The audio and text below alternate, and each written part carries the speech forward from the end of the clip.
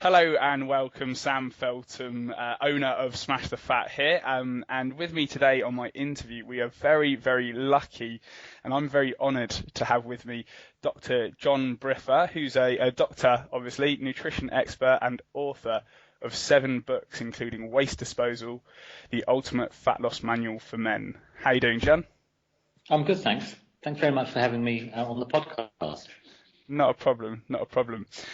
So I've been following you for quite a while. I was first introduced to you by a friend who introduced me to the idea that saturated fat and cholesterol don't have too much to do with heart disease. And I was like, you sure about that? Because I swear I've heard that, it's the gospel by a lot of doctors, really, isn't it? So then I started reading your stuff, listening to your podcast, and it started to make sense. So could you first give us your thoughts on cholesterol and saturated fat? Yes, well, let me just tell you what I think the conventional wisdom is, which is that saturated fat causes an increase in cholesterol levels, and an increase in cholesterol levels is associated with an increased risk of heart disease. And therefore, saturated fat causes heart disease.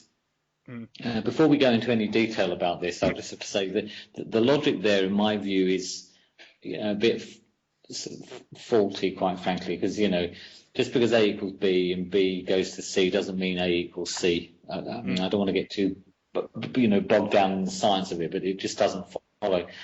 And what we really need to know is whether there's a direct relationship between saturated fat and heart disease. If we're going to demonize saturated fat, we need to know that. And there's really 2 ways of discovering that. One would be to look at what we call epidemiological studies. And these are basically studies where they take a group of people, and usually they follow them over a period of time, and they look at, for example, the relationship between the amount of saturated fat they eat and their risk of heart disease. Okay.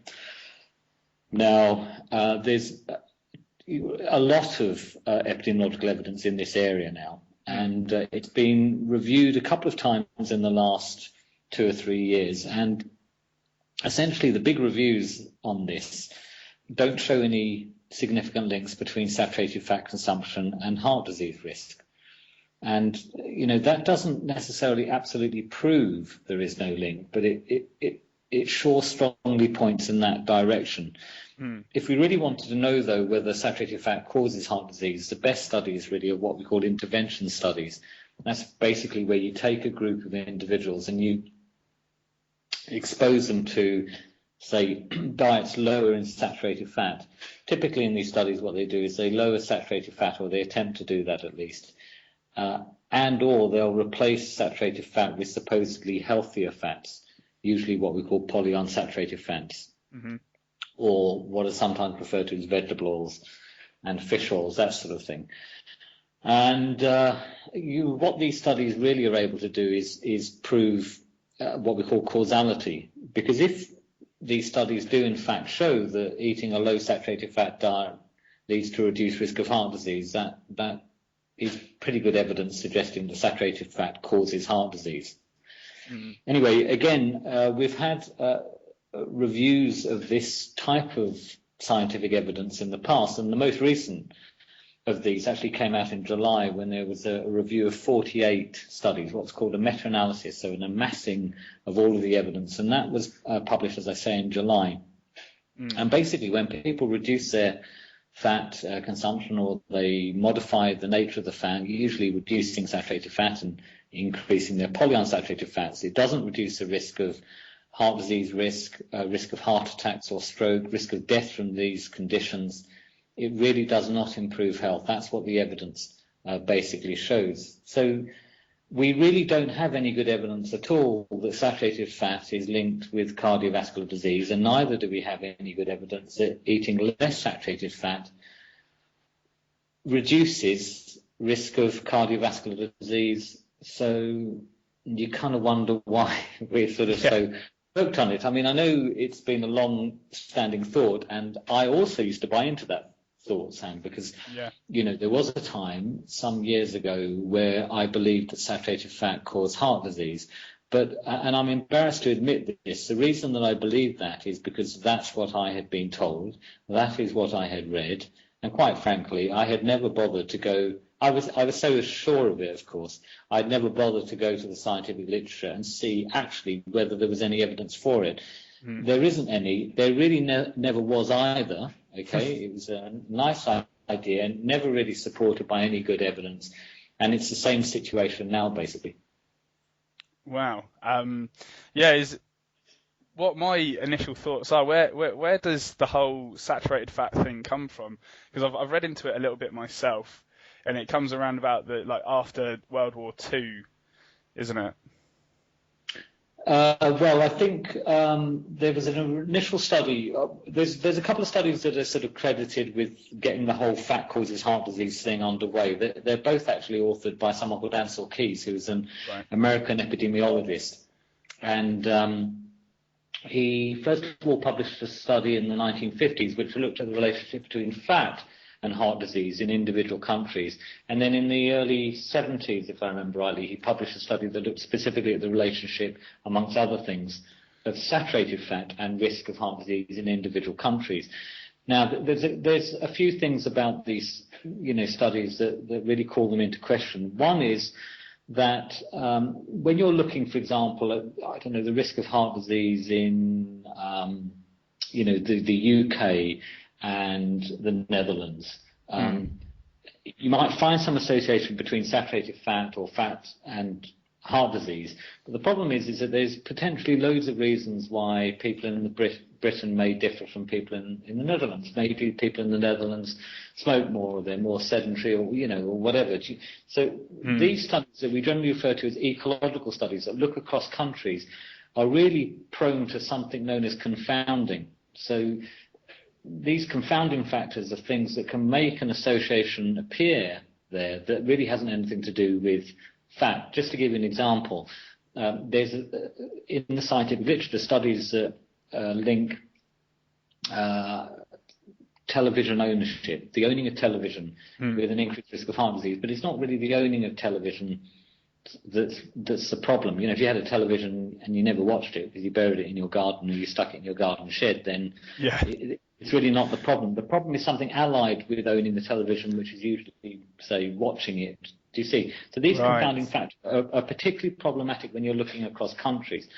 That's one thing. The other thing is that, why would you only look at, as Ansel Keys did, a handful of countries? The reality is when you put all of the data, and this was also available at the time that he published his studies, into the mix, you find that it's all over the place, basically. And a lot of the points are actually clustered vertically, which essentially means there isn't very much relationship between fat consumption and risk of heart disease. And if you were very cunning, you could actually draw a line in the opposite direction and find a few points that would show that the higher your consumption of saturated fat, the lower the risk of heart disease. Now, these studies, they're appalling from a scientific perspective, but these really were the studies, first of all in the 50s and then the 70s, that really got the, saturated fat and cholesterol causes heart disease idea underway. And they were, even at the time, much criticized in the scientific literature, but there seemed to be a political will to accept the idea that cholesterol and animal fat was responsible for heart disease. This is particularly in America. And, once that sort of got going, it became, a bit of a runaway train. And it seemed like however much science came to disprove that theory, it wasn't enough. And it's still a bit of a monster that's alive today, as we know, despite the fact that all of the available and most certainly the contemporary evidence that we have just does not support the idea. So it goes back a long time. And that's the other thing. Once an idea has been around for a long time, Sam, as you know, it's harder to get rid of than one that's just, come up, in the last few weeks or few months or a couple of years. And they, once they've been proven to be wrong, they're usually easier to get rid of. But this has been going on for decades, hasn't it? So that's part of the problem. Yeah, definitely. And something that I actually face with clients of mine, everything is doctors recommending, saying you need to reduce your saturated fat to look after your heart. Now, what would you say to those doctors that are giving out that advice? I'd say, I understand their position because I used to do this myself. This is the sort of advice I would give. But, doctors generally like to be what we call evidence-based. Now, we bandy that term around a lot, Sam. Yeah. But the reality is that a lot of what we do in medicine is not very evidence-based. And that extends into giving dietary advice of that nature, okay? And or I think, quite frankly, the prescription of statins for supposedly high cholesterol, that isn't really very evidence-based either. We could look at that maybe later if you wanted to. But, so if we really are going to be evidence-based, then let's genuinely do that by making sure that the advice we give is evidence-based. And I would just say, if doctors can go away and find really convincing evidence that the advice they give is likely to be beneficial to their patients, then they can carry on giving that advice. Okay, of course. Yeah. Okay, except that I've never found any of that evidence, and I have to say I have looked quite carefully over the last, I don't know, at least 10 or 15 years. I've looked very carefully to see, is there any evidence that supports that advice? I can't find any. And then I would say that if doctors are unable to find, I mean, occasionally, I'm going off tangent here, I get sort of emails from doctors saying, how can you say that?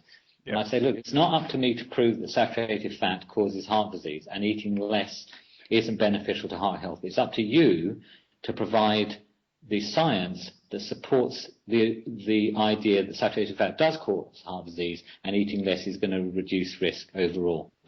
And never once has anyone ever come back to me with any evidence. So I've kind of become convinced. Sometimes they'll be gracious enough to write back and go, oh, yeah, thank you.